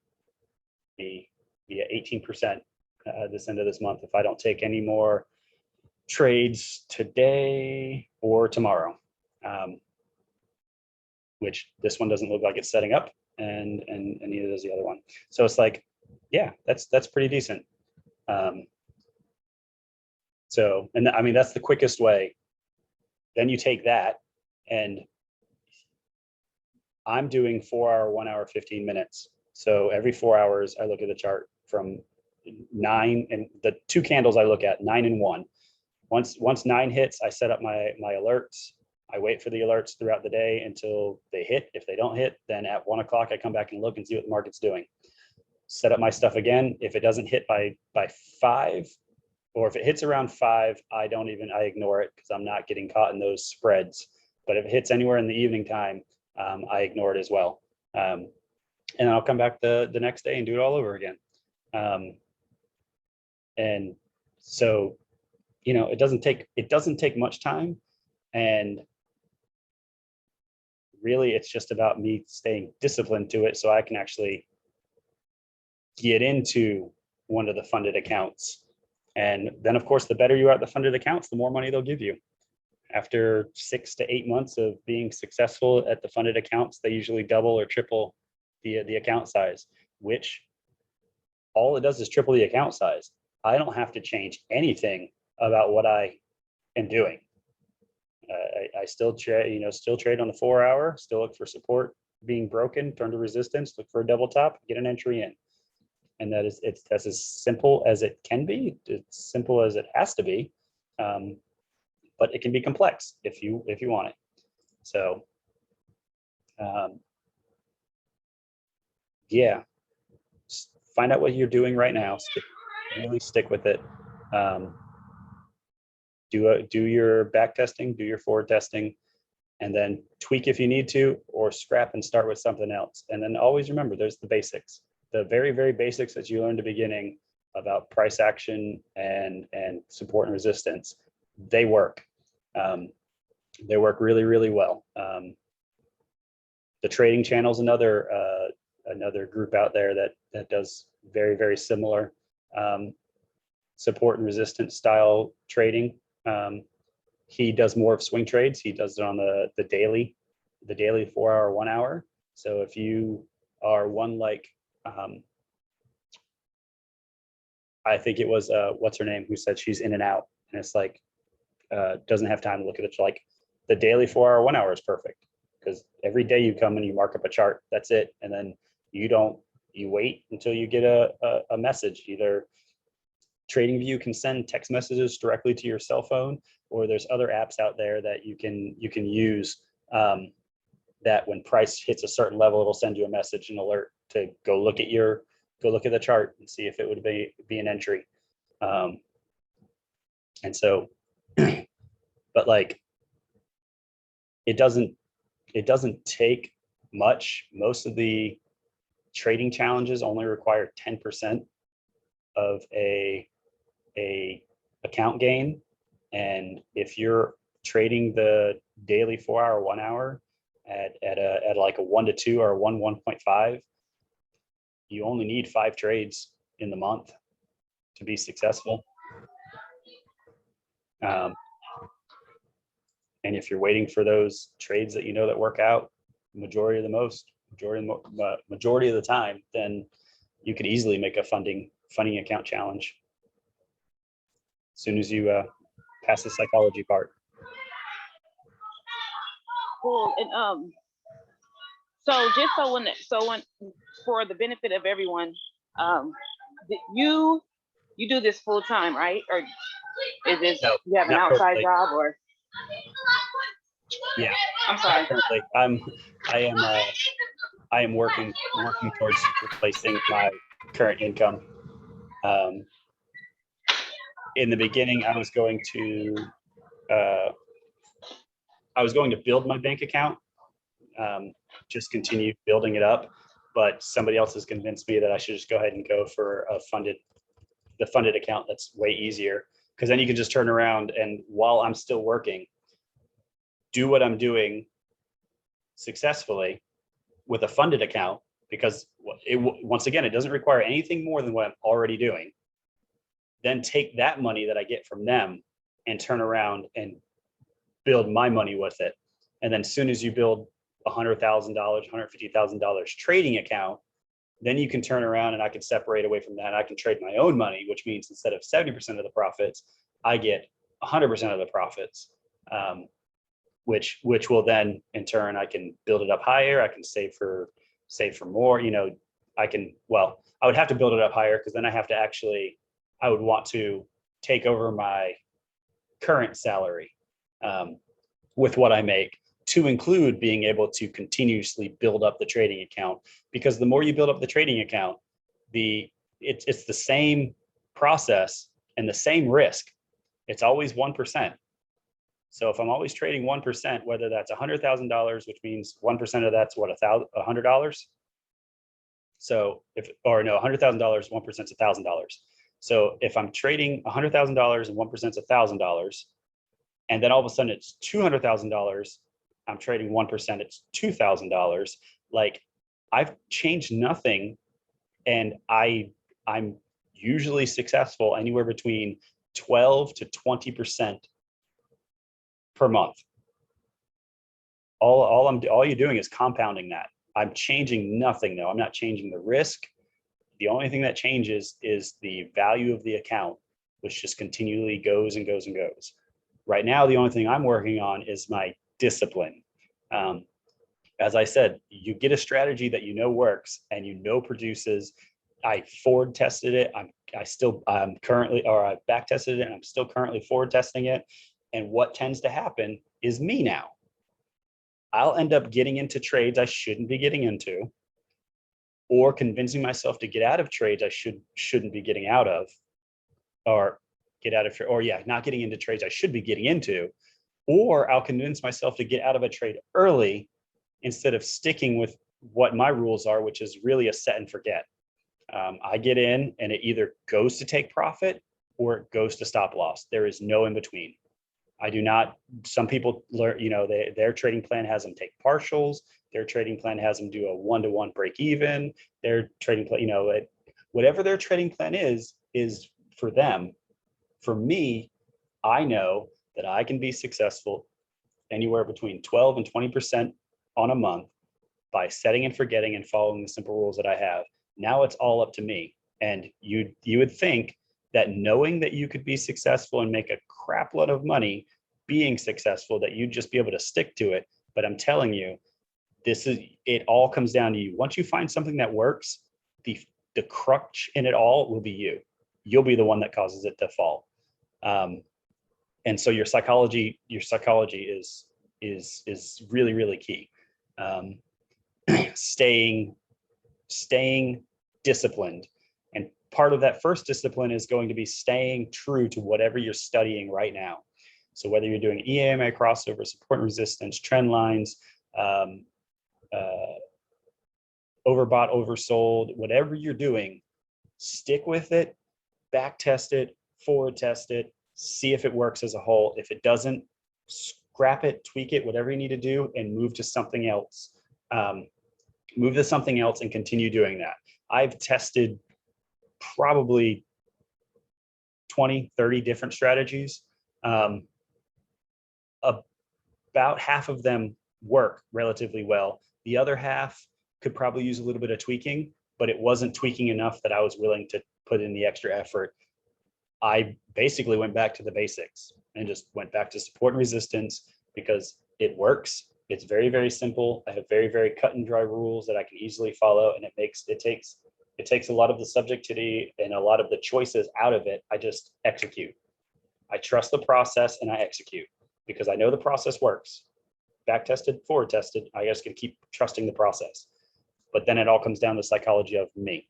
And so that's where it's going to come down to, and you guys as well, as you go through it. And the first thing you need to do is build up your discipline by staying true to whatever you have right now.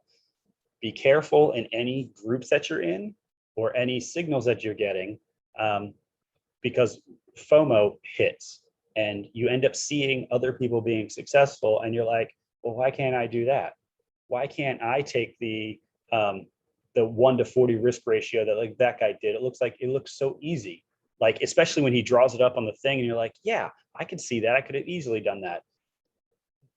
No, you couldn't. Not without all the work he put in behind the scenes to get there.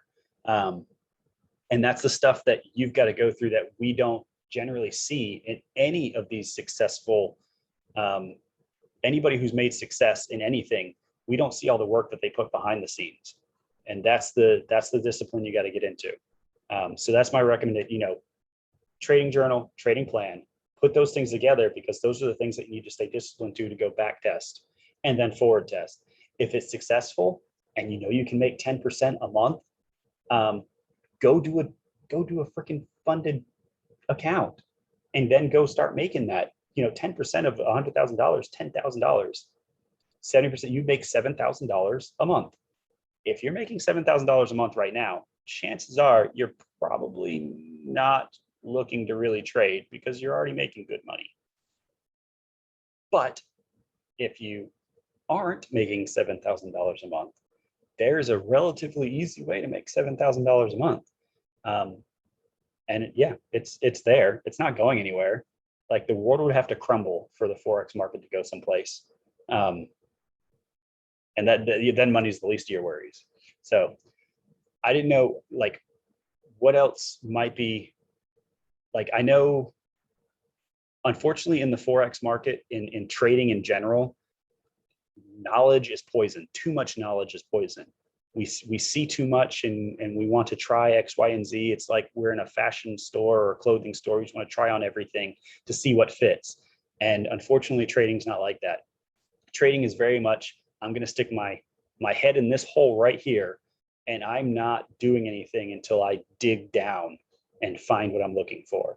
And so you have to clear your mind out of everything that you've learned. Find what really spoke to you. If it's scalping, I do throw that word of warning. Everybody thinks there's a scalper because of the quick turnaround for money and success and all this other stuff. Not everybody's a scalper though. So pick the next second thing that spoke to you, whether that was support and resistance, whether that was trend lines, whether that was Fibonacci, whether that was indicators, whatever it is, go with that, grab it, start out there, and then keep going, keep progressing. So what other questions did you guys have?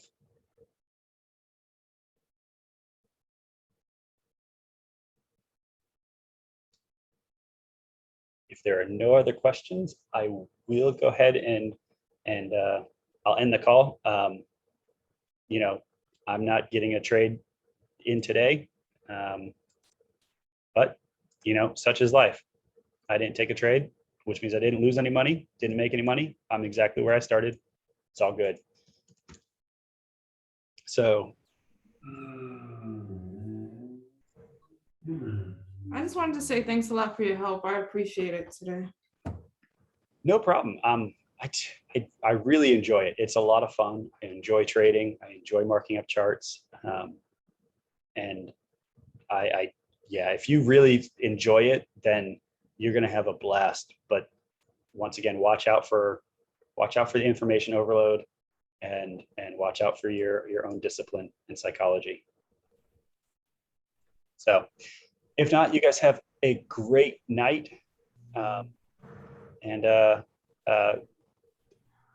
If you need anything else, like, I'm more than happy to, we can mark up charts. We can do all sorts of stuff. We can talk strategy. We can talk all sorts of stuff. Any bit in time, just get with Nicole and find out how to get in touch with me.